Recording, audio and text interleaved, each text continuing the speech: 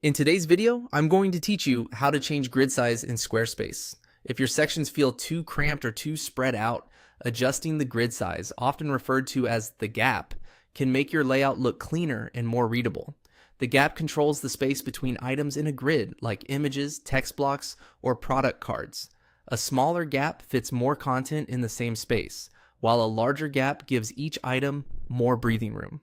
Here's how to make that change quickly and confidently. Start by opening the page where you want to adjust spacing and locate the section that contains your grid or stacked content. Hover your mouse over that section until you see the editing controls appear. Click on Edit Section. This opens the section settings panel where SquareSpace groups the layout controls you need. You'll notice the preview updates on the right as you make changes, which is helpful for judging spacing in real time.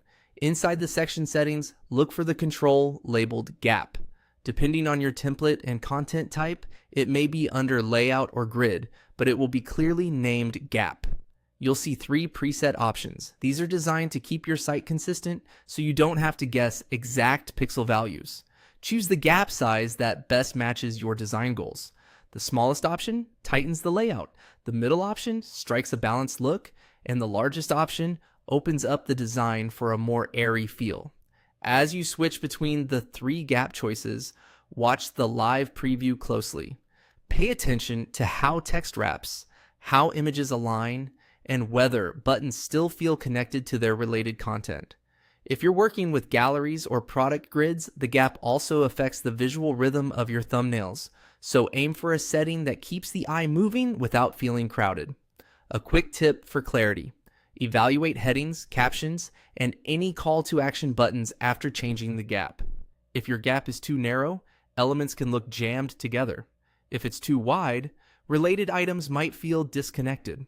Also consider how the chosen gap complements your section padding, the outer space around the section, so the overall spacing feels intentional from edge to edge.